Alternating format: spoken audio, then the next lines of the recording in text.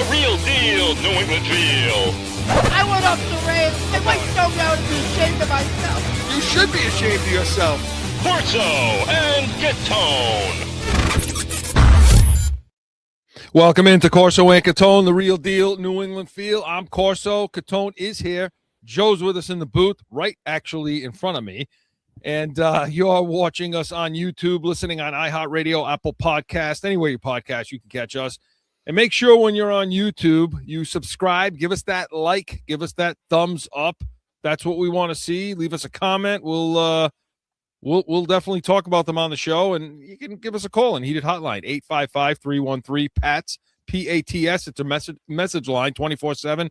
Leave us a message, have a take. Joe will pick one. Let's hope that one is yours, or you can email us in our mailbag, corso.catone@gmail.com. Got a good one. We're going to talk a little bit first. I'm going to hear Catone's comments just a little bit. We'll discuss that in a second. And, of course, Weekly Rewind. What we want to do is we want to talk about some of these other teams in the AFC. Who is the competition for the first seed? Who are the Patriots up against? We're going to discuss that. And then we're going to come back on the other side and discuss the Patriots a little bit. Talk about what they need to do to get the number one seed. It's a hat T-shirt week. So make sure you're sticking around for that. And, of course, in B's and C's, we want to talk Bruins and Celtics a little bit. But first, this week was a tough week in the family. Obviously, Mark lost his father this week, Edward Catone, at the age of 90. Obviously, difficult week for Mark, difficult week for his family, and all who knew him and loved him well. And I thought it would take an opportunity, Mark, if it was all right with you, and use a Catone's comments here and try to just, you and I have talked obviously we've known each other forever, and about how our fathers and family, molded us, shaped us, especially in this little box that we're in here with sports,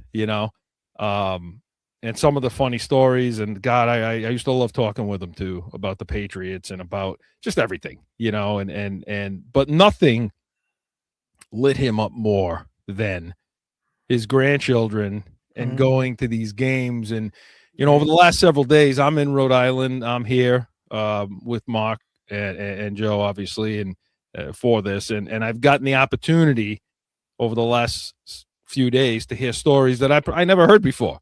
Even though 30 years have passed, I see some of these stories I had never heard, and it was nice to hear and listen to.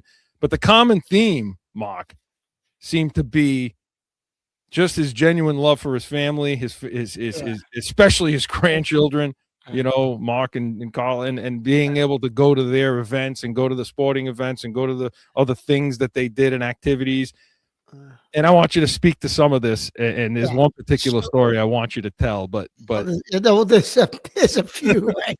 I'll tell you what that one is. But so my love for sports obviously came from him. I mean, sports were always on in the house. I mean, we used to have the antennas set up to try to get the Bruins in the 70s, and he'd be watching, Bobby Orr and the big bad Bruins, and then he'd listen to the Celtics games in the 80s, and he'd have the little transistor radio on so he could listen to Johnny Most. Even though the game was on the television, he'd be listening to that because that was his era, and he'd love to listen to Johnny Most. But yet he'd be watching the Celtics with Bird and all those guys on the television. So we always, and the Patriots, of course, was so sports was just, a way of life as I grew up with my dad, and we would talk about, games and different players and different things, and that's just something that I carried on with, with my son and my daughter too, but with my son as he started to grow and get older, and he started playing sports himself when he was 5, he was 6, he was 5, he was playing t-ball, and as Chris said, my father never missed an event, a game, a practice. He wanted to go to practices, he'd go watch my daughter run track. Even she wasn't very good, but he went to the track events and he went to her dance recitals and all of that and just a couple of things, I guess, really, to try to make us laugh a little bit during this difficult time. We'd go to my son played baseball for many years, played in college. And my father would go to the games, especially when he was playing travel ball. And they used to call all the parents would call my father Poppy. And so we'd go to the games, and of course he would always have a little bit of a critique of somebody, right? And so my wife would tap him and say, "Poppy, you can't say that." And he'd say, "No, all right, yeah, I know." And then he'd look at me and he'd say, "But he stinks. He's doing enough for me. He shouldn't be on the field." And say, I'm like, "Dad, somebody's kid. Well, let him play a different sport then, right?" And one day my son was playing basketball. I think it was in the 8th grade. I think it was CYO basketball he was playing. And is this the whistle story? Because this is the one I was going to ask you to tell. Playing CYO basketball. It was one of those games where it was ticky tack, and my son's under the basket throwing his body around, and so they called a foul on him. So coming back the other way, my father, gives a few choice words to the ref, and the ref used to do most of the game, so we kind of got to know the ref because, of course, my father was always sitting right in the middle of right in the front row.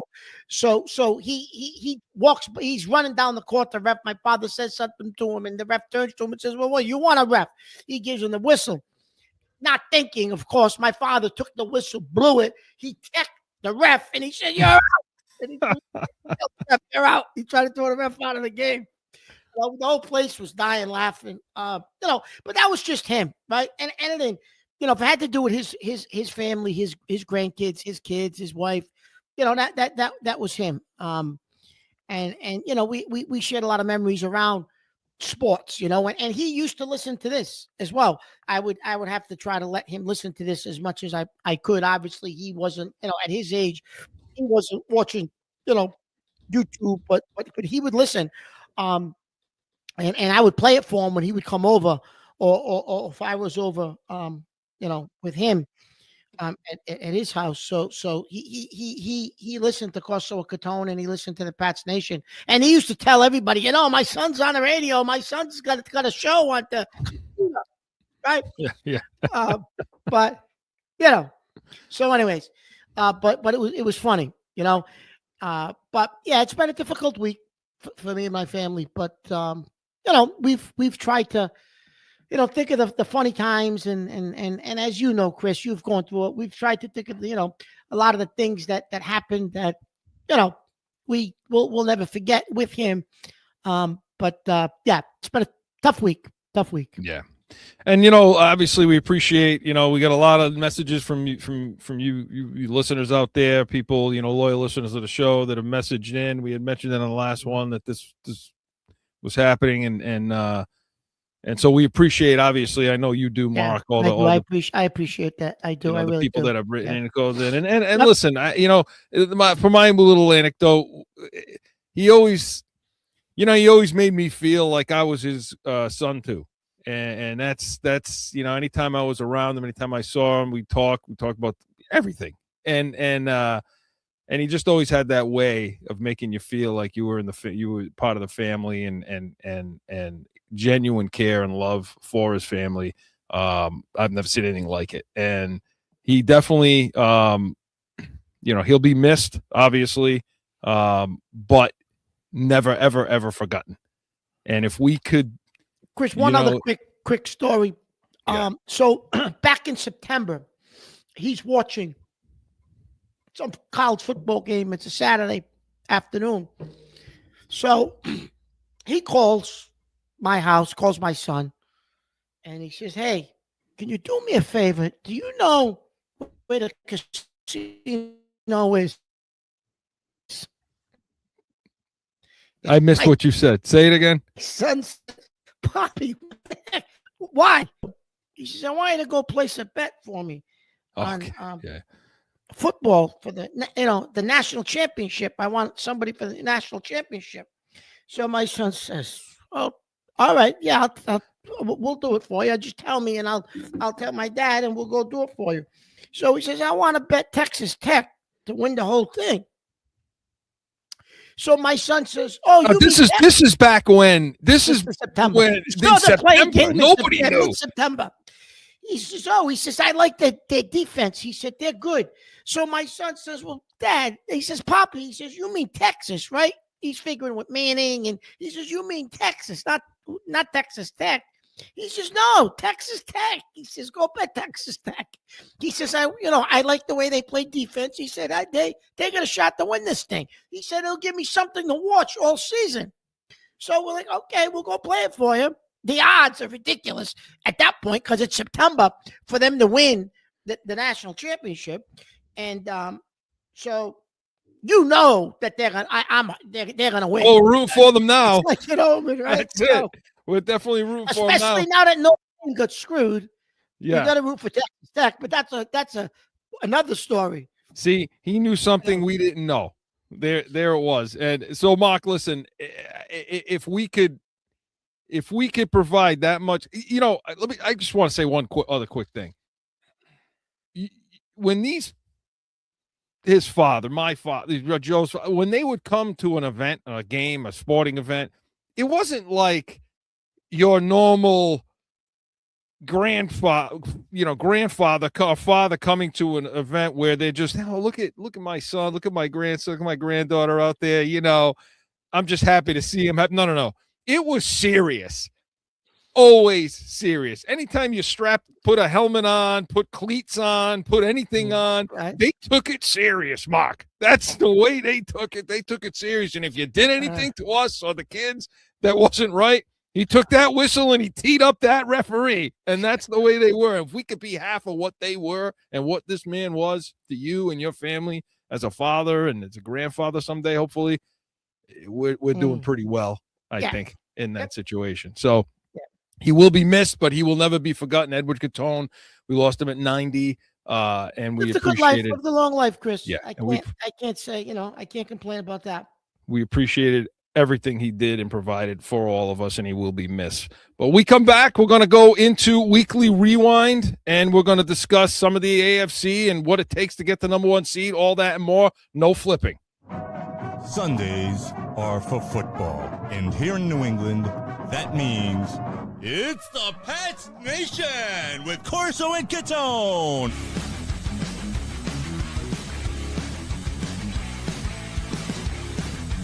Sundays, 8 to 9 a.m. Back in with more Corso and Catone, the real deal, New England feel. All right, so we're getting down to the nitty-gritty, Mark, as it were.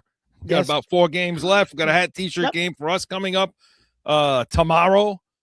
But before we get to that, we need to talk a little bit about this AFC and how this thing is shaking out because, I don't know, man, chips seem to be falling pretty well. Chris, I mean, you and I were talking this week, and it's like, well, why not us? I mean, why not? Let's see if we come up with some why not us, and we're going to do it in Weekly Rewind. We're going to do it right now. Going back through the week, about a weekly rewind. 2 receivers to the right, 1 to the left. Ty Johnson flared out to the left in the backfield. Allen in the shotgun. Play clock down to 5. Here's the snap. Back to pass. Pumps. Blitz coming. Steps up in the pocket. Allen gonna Guy gets way too excited. First down marker. Gets away from the defender, and he's got it. And slides down to the 43-yard line. How is he not your MVP? Yeah, no. Shut up.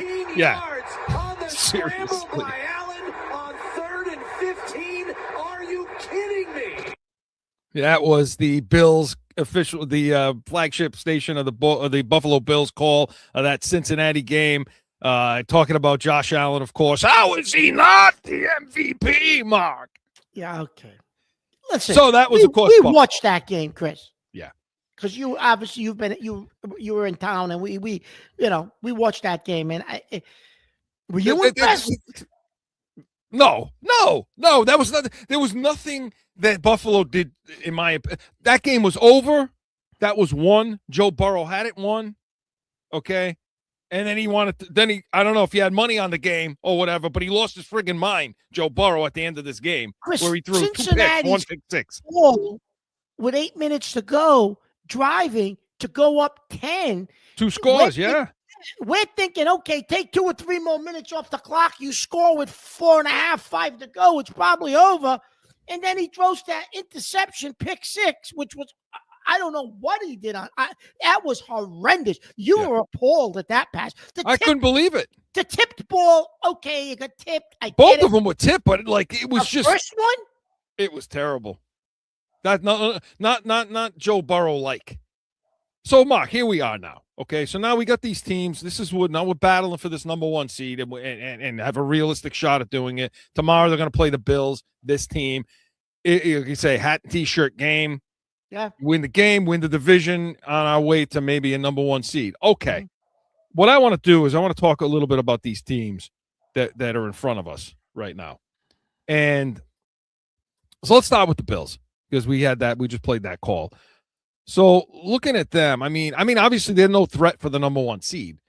Do you worry about them in the playoffs, though? Do you worry about them, if we got to see them a third time? Well, that's the thing, Chris. So if you win Sunday, now you're going to have to beat them 3 times in 1 season, right? Which, listen, I don't care who you are. That's a tough thing to do. To beat somebody 3 times in 1 season is tough to do, So, but we may have to, and that's okay.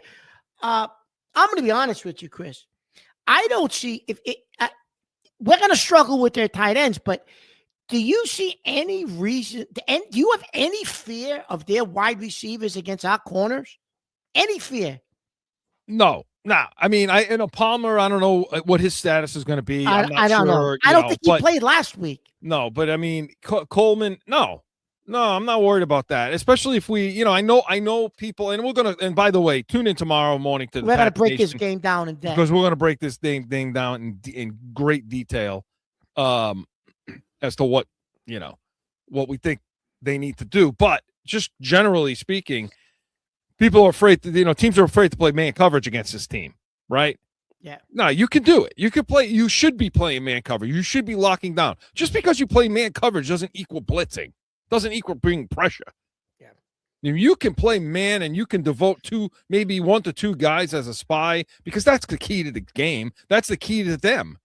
Whether you have to play them, you're going to play them a second time, and maybe if you have to play them a third time, it's making them beat you from the pocket. It's setting an edge. It's keeping him inside. Everything he did against Cincinnati the other day, last week, was based on him moving, booting, rolling, getting out of pressure, and then making plays to his tight ends and so on. And so to me, and shutting Cooks down. I mean, that's going to be the other thing they're going to have to do. Is they're going to have to take the running game away. They're going to have to take Cooks away. And Mark, we have not, and we're going to get to the Patriots in the next segment.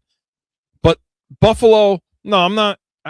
I'm not sold on Buffalo. I don't think Buffalo's a team that can push for a championship. I think their window is closing, in my opinion. So, but again, the window may be closing. However, the window may be closing for them, but it's funny, Mark, because you look at the Buffalo Bills, they're not an old team. I'm not. Listen, you might have to beat them 3 times, but Chris, you can run.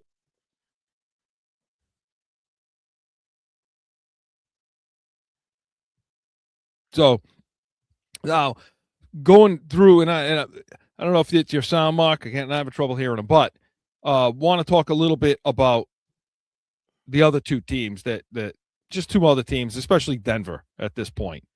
So Mark, I want to talk about Denver a little bit now because this is the team that this is the team we're going to be chasing. So looking at their schedule now, they beat the Raiders, and listen, even they played the Raiders last week. That still ended up a 1-score game at the end. Yeah, it did. And the Raiders are terrible, Chris. My God, are they awful. I mean, every game they play is life and death, this Denver team. They play Green Bay this week. Now they got Green Bay. Yeah, they got Green Bay, Jacksonville, at Kansas City, and we'll talk about them in a second. and at the Chargers, home against the Chargers. So home to Green Bay, home to Jacksonville. They got 3 home games out That's of the other 4. thing, though. How is it like these teams all end up with these home games? I don't get. It seems like these teams have played more than, half of their games at home. I mean, I know they haven't, but it seems like it, doesn't it? It really does, doesn't it? So looking at Denver, I mean, look. Why, you don't think they could lose 2 of those games down the stretch, Chris? Well, look, I think this Green Bay game, even being in Denver, it's a that's going to be a tough game for them. Now, That's going to be a tough game for them. Which love is going to show up for Green Bay? This is the problem. Oh, he screwed me on some of these other, So that's one of the things. Which guy is going to show up? So obviously we're rooting hard for and then every game Kansas City plays, Chris, is must win. They can't. I mean, I don't think they can get in, but the Denver Kansas City game, Kansas City's life and death now. Right. So if the Patriots have to go on the road, okay, that's not a foregone conclusion. I mean, everybody's saying, well, if we don't have to put them on C, you got to go to Denver. Well, are you convinced that Denver's going to make it all the way through? No, I'm not convinced Denver doesn't lose their first game. Their first playoff game, Chris, at home could be against a team like Buffalo. Right. Which And I'm saying somebody like that, which I definitely think they could get beat. Look, if you look at the standings right now, okay, so it's Denver and New England, 1 and 2, okay. So let's just say it ended. If the playoffs were to begin now, we would be hosting Houston. Tough game, good defense. Tough game. And then Jacksonville would be hosting Buffalo. I don't know about you, but Buffalo's going in there and beating them. And that means Buffalo, who would be a 6 seed, I'm thinking maybe goes to Denver, or would they come to us? I don't know. It depends how it shakes out. Well, look, I mean, because if Pittsburgh is in the 4th spot, and I think they're a trash bag team too right now. I really do. They're a trash bag team. They are. So the Chargers, and something happened with Watt. I was gonna say J.J. Watt, but the brother, with Watt over there, I don't know. He went to the hospital or something happened with him. So I'm not sure what his situation is. But if the Chargers, let's just say there's 2 upsets, and the Chargers beat Pittsburgh, and Buffalo goes ahead and beats Jacksonville. And now you end up, and we can somehow take care of Houston. Well, okay. So now you got, going to be with Denver, New England. You're going to have Buffalo, and you're going to have, you're going to have Chargers, and you're going to have Buffalo. What that means is Buffalo goes to Denver. Yeah, and I think Buffalo I definitely think Buffalo could go into Denver and beat them. I definitely do. Which means if you could win, you would host the AFC Championship. Right. Against Buffalo. Well, that's yeah. So you would be playing Buffalo a 3rd time, but you get them at home. You get them at a championship game. So, Mark, I mean, of these teams we're talking about, I mean, look, you're in a situation. We keep saying it. Why not us? You guys said it in the opening. Why not us? Why not us? Well, are you concerned if Kansas City gets in? I'm concerned. I'm concerned in the sense of anytime. You know what, Mark? No, I'm not concerned. Listen, watching the way this team has been playing and over the last several weeks. Okay. It is a falsetto, Cam. That's a team that's the falsetto, because you're saying, well, if you got Mahomes, you always have a chance, which I guess is true. Guess that's true. Yeah. I guess that's true. Yeah. But I heard this week, Burt Breer was talking to different defensive coaches, and this is the things I've been saying to you when you watch them play.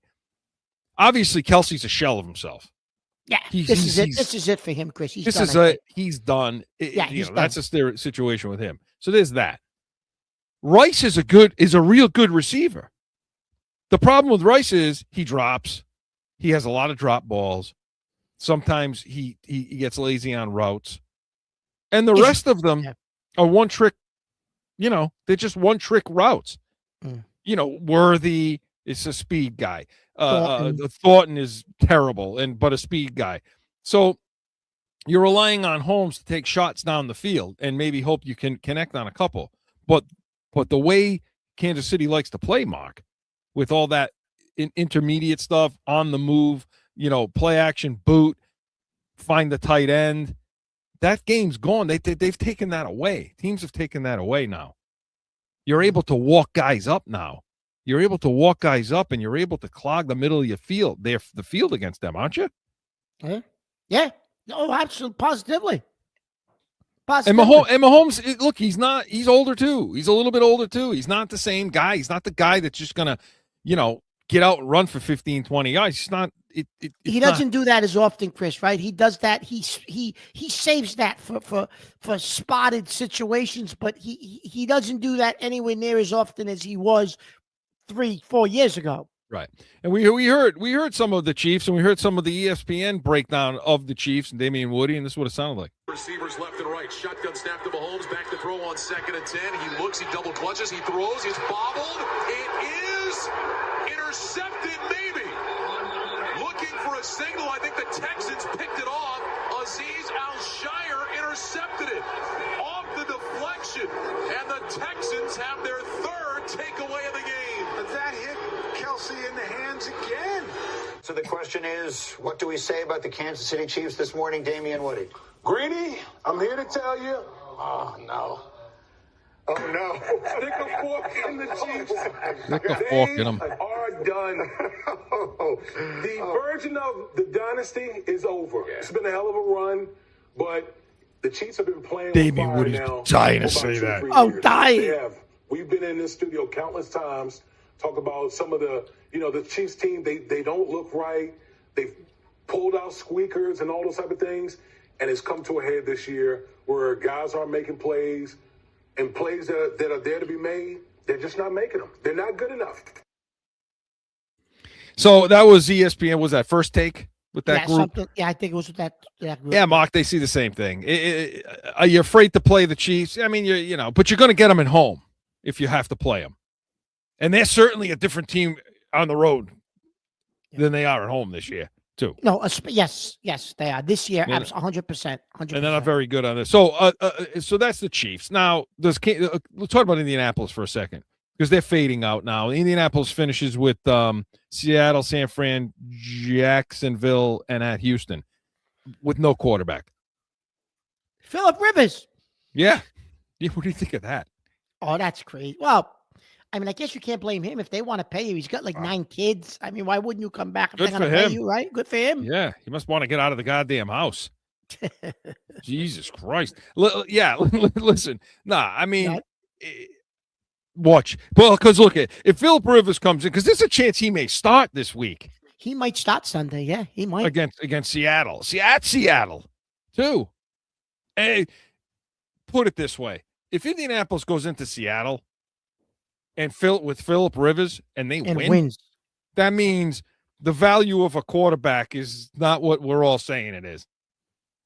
If you could get off the couch at 45 years old after not playing since 2020, step on the field with less than a week preparation, I can't imagine what kind of physical condition he's in. He can't be. Listen, if he does that, Tom Brady will lose his mind. He's going to go 29 of 31 for 160 yards. He's going to keep dumping down to the tight end, and Taylor's going to have about 15 catches in that game. But so I mean, I was it fair to say that Indianapolis is not a? I'd say Indianapolis is cooked. They're done. Yeah. Okay. Are you worried worried about about Chris, Houston? what about Baltimore? Yeah. Okay. So Baltimore. If they get in, If they get in just as because of division Lamar winner. Jackson and that group, if they get in as a division winner, do they concern you? But he's not right. He's just not. You're watching Lamar Jackson play now, and unless you're seeing something different, this is not a guy that's taking off and going anymore. There's no. This just doesn't seem to be a lot of juice behind it with him, and you and I were never impressed with the way he can throw the ball from the pocket, ever, really. I mean, he threw the ball better last year at times, but that's still we've never been impressed with that yet. And Derrick Henry doesn't look as dominant. Because listen, like we talked about this before, when you have a good running game, it's not that difficult to take it away. The threat becomes on the play action. The threat becomes what can he do with his arm under center on a play action, and they don't run that. They run that stupid college clap your hands crap, you know. where, he's in the gun. So, I mean, if you're able to set an edge, Mark, the better question is, what about Houston? Well, I'll tell you this about Houston. They can come off the edge, and they got guys that can rush the quarterback and rush the passer, Chris. So when you look at our offensive line, you got to hope that we can get healthy pretty quickly, because if you face them in your first playoff game, they'll get to the quarterback, Chris. They've gotten to the quarterback against everybody that they play against. So they will get to the quarterback. Are you overly impressed with Stroud? Because CJ Stroud stinks. Everything you hear, though, around the league is how great Stroud is, how well he's playing. Chris, you watched that Kansas City game. What that was? Oh my God, was he terrible? They should have won that game by a hell. Close. Yeah. No, it should not have been close. He was sailing balls over wide open players' heads all night. So listen. Again, that's another team that you would have to play at home. You get to play at home. So a lot of these teams, you'd see them at home, and so I guess Denver to have to go on the road, that's not something I want to deal with. No, that's a tough task. That's a tough place to play, Chris. Let's face it. It really is. It's a tough place to play. Not something I want to deal with, but that's the cut. That's it. That's the field. I mean, it's shaping up. I mean, think about it. Did you ever could you ever have pictured a scenario where possibly no Burrow, no Jackson, no Mahomes? Imagine. Well, Allen looks like he's going to get in now, but right, Allen will get in, but no Jackson, no Burrow, no Mahomes.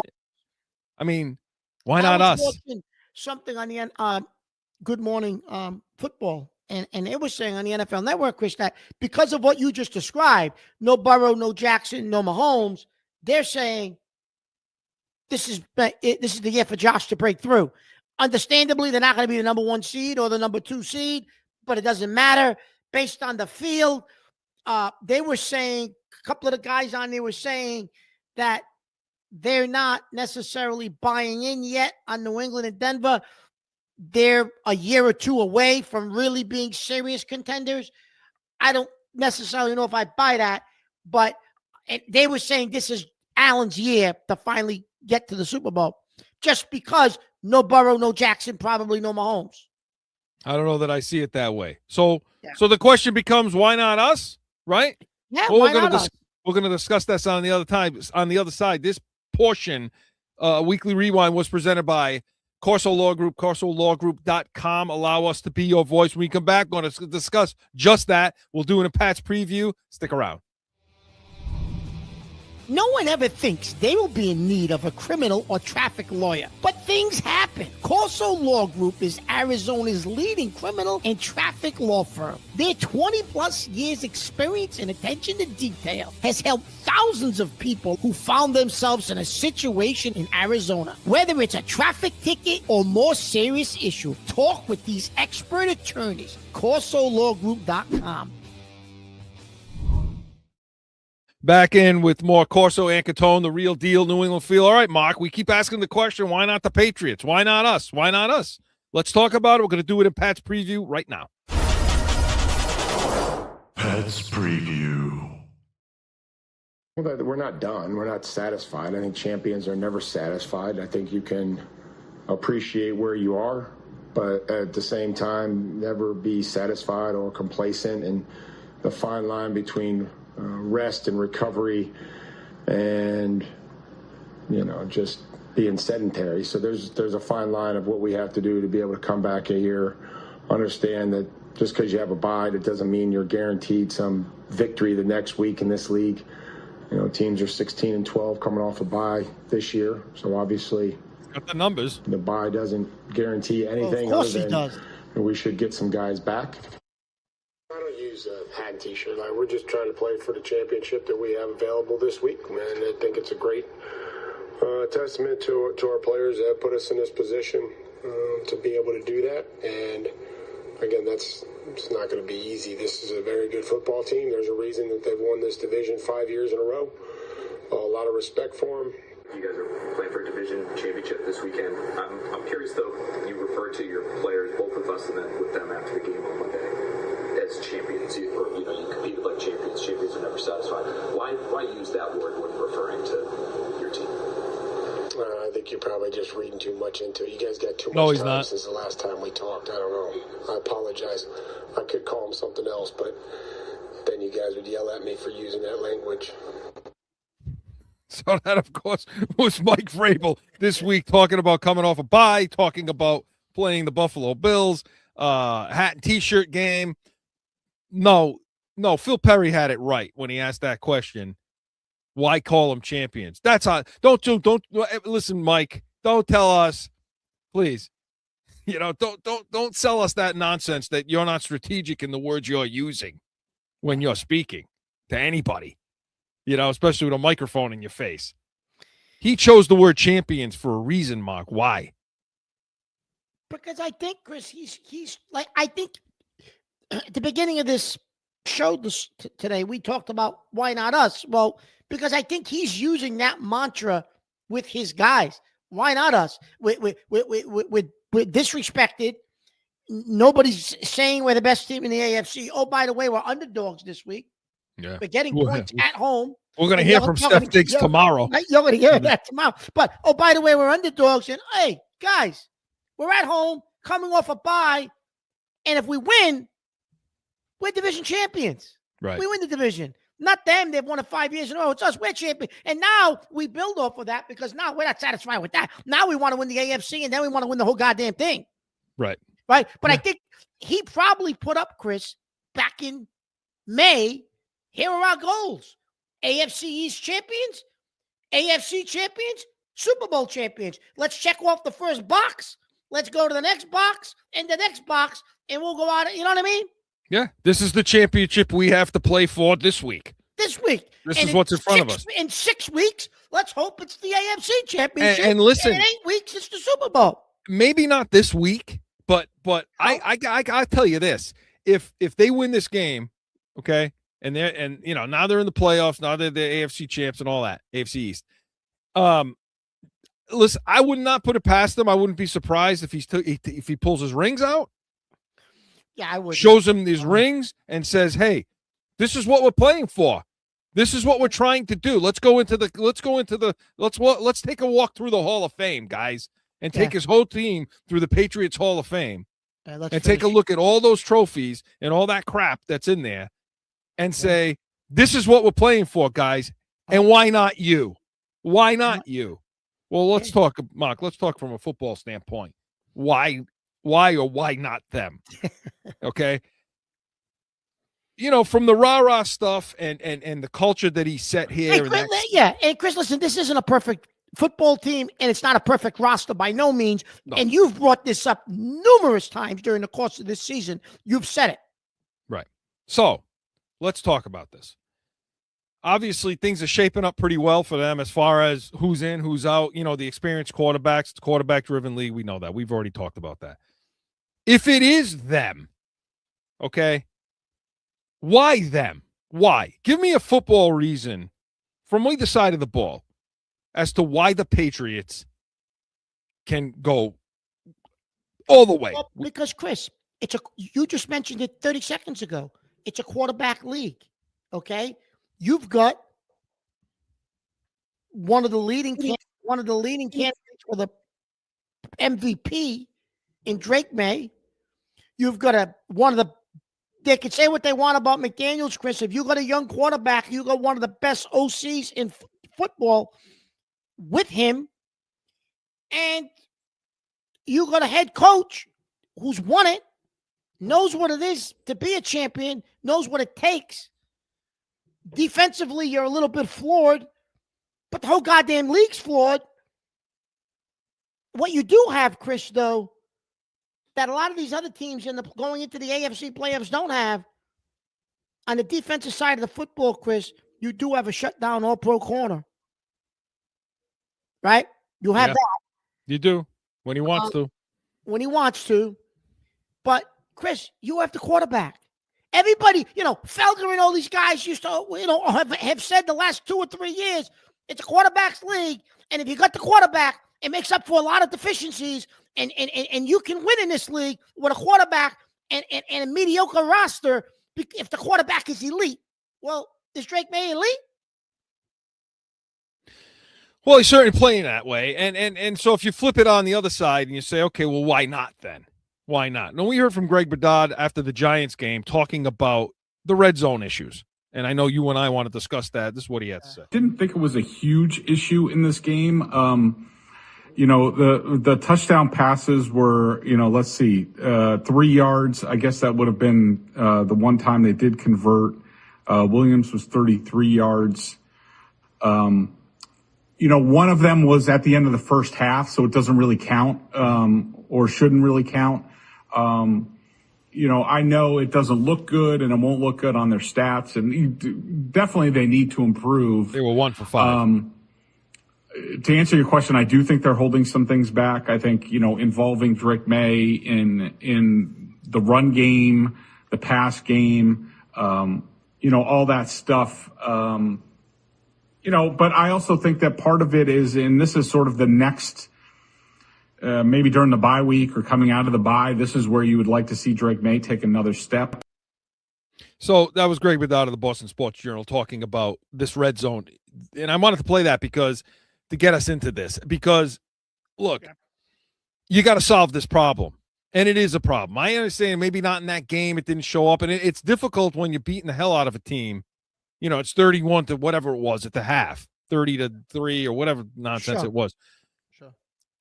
But it's an issue, and it's a glaring issue. And for me, I have no doubt that McDaniels is holding things back. I agree. You and I have talked about that all season long, where the RO, where's the read options? Where's some of this stuff? Well, I think they've done that, Chris, to try to keep Drake May on his on his feet and healthy, because there's no, you know what I mean? And if you can get him into the play, maybe you don't even see it this week, Chris. Maybe that's okay. We're in the red zone. We're in the playoffs. Now, listen, we got 3 games to the Super Bowl.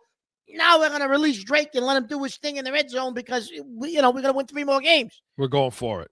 Now we go for it, Drake. You know what I mean? Now we're going to go to the RPOs and to the, but does anybody throw a better deep ball than him, Chris? No one. None that I've seen this year. That ball to Kyle Williams. Williams, listen, he didn't do anything special on that. It was just a, guy let him release, but just the way he that corner played him flat foot. There was no hands on. He used his feet and he got by. No, it's fine. But yes, you're right. And the ball of booty, right? That was a great throw. That was a better throw. Yeah. That was a better throw, right? So offensively, I have no doubt that McDaniels has things that he's going to pull out to fix this red zone problem. What I'm more concerned about is on the other side of the ball. Is the red zone issue on the defensive side of the ball. Where Chris, we got some injuries there. We got injuries there. The guy's going to come back healthy. Okay. Team's getting a goal-to-goal situation with New England. They're scoring. Yeah. And that's what will hold us back. So when you talk about, 30-30, we're good. We're pretty good. This defense. We're opportunistic. But when teams get inside the 20 and even inside the 10 more so, it's fairly automatic that they're scoring, and they're scoring at a high clip and a high percentage, no matter who it is. Whether it be the Cleveland Browns or whoever, it doesn't make a difference. The Jets did it. So, that's a problem. The issue that I see, that I have with it, is I don't know how you fix it right now. Now, you hope that Williams comes back. And Tonga, I think, will be back tomorrow. Yep. He was a full participant this week. He'll play. Yeah, you get Williams back, Tonga. Because they haven't been good against the run in the last several weeks. Bondmore's been a disappointment, Chris. He has been, and they haven't been good against the run in the last several weeks. Well, since Tonga got banged up, Chris, they've been a big disappointment. No, I will argue that, to me, he's their best. I think he's one of the best free agent pickups. Chris, that was a 1 year deal for cheap money. Let me tell you, they're gonna have to pay him if they want to keep him. Yeah. So they got to solve the issue in the red zone for the defense. They got to figure something out. Chris, the Giants, to me, ran the ball a little too well against us.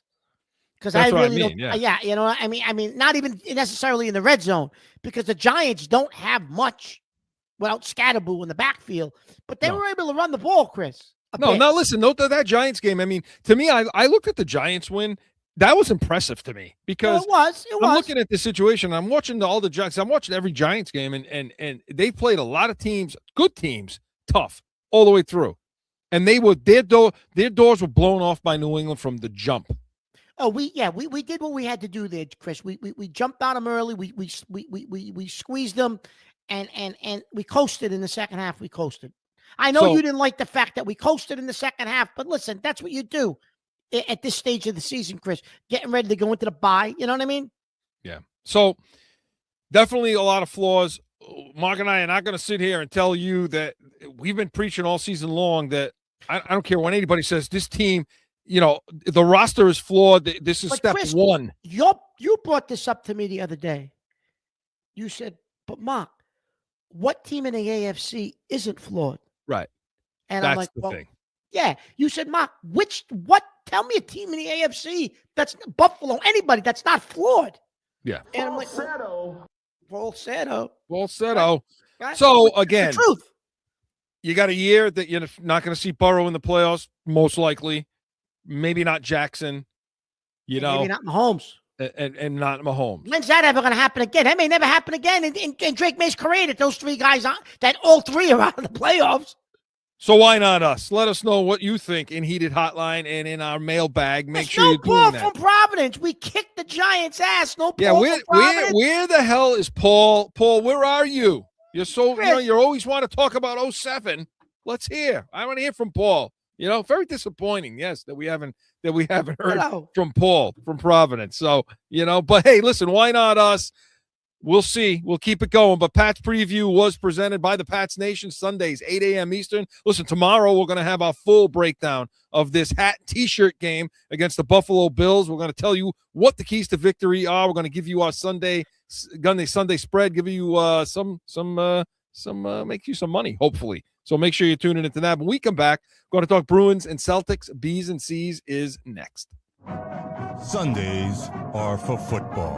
And here in New England, that means it's the Pats Nation with Corso and Catone.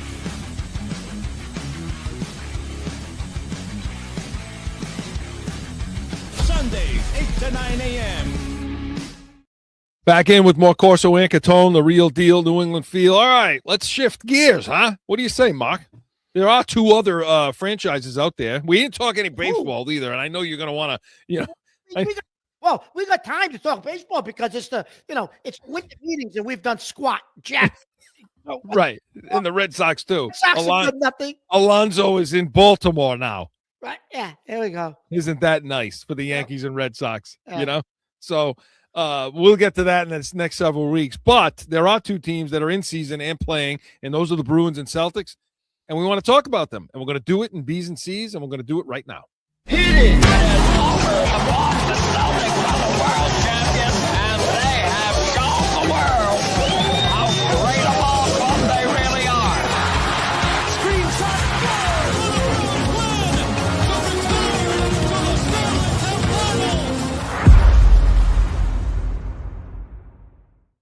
Okay, Mark. Let's start with the Bruins. And once Pasternak went down, and obviously McAvoy, I said, well, you started to see him lose a few games, like, a real top heavy. You say, well, this is a top heavy team. They're going to need those guys. If they're not going to have those guys, is this the team that they really are? I mean, are we, but they lost a couple of games and then they started winning again. They're ready to ship. Chris, they're getting good goaltending. I mean, I know you hate. I know, you don't want to give him credit. But you have to. He's significantly better than last year, Chris. Doesn't mean shit. No, but he is. You're right. He is. He's playing well. Is Swayman. And there's a big jump off. It's just, I thought at the beginning of the season, you saw Korpisalo and Swayman kind of neck and neck a little bit. Yeah, you did. But that gap is widened now. You know, where Swayman's just out playing him and he's playing well and he's keeping him in a lot of games. And Chris, this is the first time in quite a while that the Bruins, it's early up until this point, though. They actually have one of the better power plays in the league. They do. The special teams have been good. It's been really good, Chris. They're playing penalty killing. Yeah, listen, and I know there are some games where they allow a lot of goals, and you say, well, that's not really the style of play that we, you know, that this coach Sturm has, you know, talked about what we're going to see. Yeah. But when you do see it, when they do buy in and you do see it, you do see them shutting teams down in their own end, and you see tough to get across the blue line, no easy carries in. When they get into the corners, they fight in those corners for the pucks. No, you know, cleaning things out in front of the net. You're seeing that happen. There's the stuff that they talked about early in the season. Guys like this like Andrew Peak have given them some stability that you and I didn't see coming into the, from the off season. I mean, we didn't really even know who the hell he was, but I give, he's played well. And listen, the coaching, Chris, they emphasize winning puck battles, playing a strong, a gritty game, and they've been doing that. I mean, yeah, at times they do give up they do give up goals, but I think, Mark, they're sitting 3 points behind the number one spot in the Eastern Conference. They won 3 points. That's a game and a half behind. I mean, they've bought into Sturm's coaching and his locker room and what he expects. These guys have bought in, Chris. I think they really have. Because he seems to be a guy that doesn't give a shit. He doesn't care. You know, he doesn't care about calling them out. He doesn't seem to care about calling them out in the press. He doesn't seem to mind sitting somebody's ass when they're not performing. Putting them on the bench, switching up lines, shifting things around. At the beginning of the season when McAvoy went with Zadorov, that line change was made, and everything's kind of shot up from there. And, it looks like McAvoy is getting closer and closer, too, to a return. Yeah. Which will definitely boost things with his team. So if they can hang around like this. Listen, we didn't think they'd even make the playoffs, Chris. Just the fact that they're hanging around and this is a pleasant, at least it's giving us something to watch. Other than, obviously the Patriots and Suns, but we didn't think the Bruins would be watchable this year, but they've surprised us, Chris. They are. So we'll see. We'll keep on it. We have a season. That's all we wanted. We wanted a season. We wanted something to talk about with these stiffs. So we'll see what happens. And we know what ownership's like. They only care about making the playoffs. Those cheap bastards. So so they're loving this, Chris. They're loving this. And flipping to the other side. Always we stand in early December with every Jason Tatum Snapchat video that he puts out showing him doing some new move that I can't even do with 2 full Achilles tendons. Why? My question is why? I'm left to think, oh my gosh, this team is really good. And, I mean, really might be strong, but this team is very good.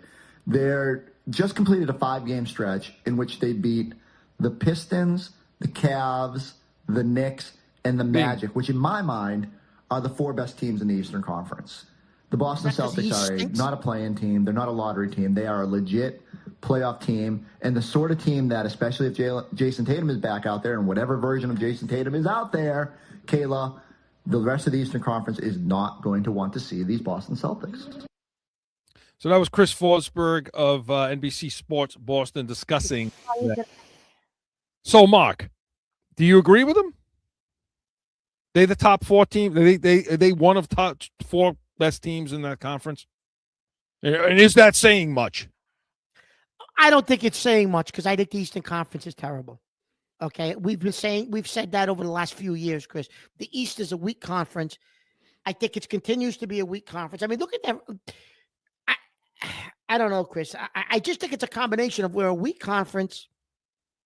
I think they're getting some play out of guys like Walsh and some play out of guys that I don't think they expected to get out of your guy, though. They're still not utilizing him the way Simons. we think. Simons is still not, but it is what and Simons may be a guy that gets traded. You may see him try. They may try to get a couple of pieces in place for him. You're right, Chris, before this is all said and done. But the bigger question, Chris, why Tatum? Why? Do you agree with that? Because if he goes out there, Chris, and doesn't like Kevin Durant did, well, now you're never going to see the same Jason Tatum. Because if you do it again, or you do something that's related to that injury, now you got a big major problem. I've been back and forth on this. Okay. At first, I said to myself, why are you gonna, why, for everything you just said, it isn't even about the Achilles. The Achilles will be fine. It's another injury. Yeah. It's favoring something. It's not being quite ready, and maybe you get a knee issue now, or maybe you get some sort of thing, something with a hip or a hamstring, or something happens. But then I looked at it and said, okay, this is their franchise, right? Which is why you don't want them out there. But as such, I would imagine that's especially they're under their second apron. So I don't see them going out at a trade deadline because that flies in the face of everything the whole reason of doing all this. They're not going to now go bring big money guys in. I mean, they make a couple of moves here and there, but I don't see them bringing in something that's going to now put them into a different category salary-wise. Yeah. So I said, well, if we're not going to do things like that, what the hell's the point of having them back? Then I looked at it and said, well, look, he is their franchise. If they say he's ready, I mean, if their doctors say he's ready. Mazzulla said, Chris, then play. The question's going to be if he says he's ready and the doctors agree. If he says he's ready and the doctors agree, that's what Mazzulla was saying the other day. Mazzulla said, then we'll talk about it then. But it's Jason's decision. Well, he's going to say he's ready. I mean, that doesn't mean shit. What the hell? But that's what your buddy Mazzulla said. Your buddy. Doesn't mean shit. Doesn't. Okay, listen. So look. Here's my question, Chris, to you. Here's my thinking around this. Okay. Let him play. Come on. Go play, you stiff, you bum, you lazy bastard. Okay, Get up your ass and get on the court. If this was Tape it up. Jesus Christ. Listen, if this was a year where you could steal us another ring, I'd say, okay, if he says he's all right, the East is weak, the West is weak, maybe in this window of opportunity, you steal a second ring with Tatum and Brown. But OKC is 24-1, Chris. OKC is having a historically great season. And it appears nobody is going to touch OKC this year. So when you look at that, do you risk Tatum coming back because you're going to play? You're going to face a team that wins 70 games, and you're going to beat them in a NBA Finals? That's not going to happen if you're facing a 70-win team. So do you just say to Tatum, listen, we're not beating that team this year. No one's beating them. So just let's relax, rest, get yourself ready, practice, do whatever you want to do, and we'll bring it back for next year. But we're not winning anything this year. We can't beat that team. So it's championship or bust as far as you're concerned. Yeah, why risk it if you can't steal a ring, Chris? Why are you going to risk him? I don't know if I agree with that. The team in the other conference is just about unbeatable. Because if he comes back and they can get, because look, I honestly believe in Walsh. I do. I don't think this is just a flash in the pan. I think this kid's going to be good. I think this has been coming. This is not like, he just showed up. I think this has been building, to this. For this kid. So I think Walsh, I like what Gonzalez. The reason I like the combination of the differences here is because I think if Tatum comes back, and this doesn't really answer your question, but I think if Tatum comes back and you couple them Brown, and then that other, with their talent level, and allowing White to be White, allowing White to play free in the way he likes to play. But when you couple that with guys like Gonzalez, Walsh, Queta, guys that don't know any better, guys that are out there to just hustle, do the dirty work, do everything that's necessary to be those guys that play great defense, that rotate, the spacing's good. They're never having a down night like that, like energy-wise and effort-wise.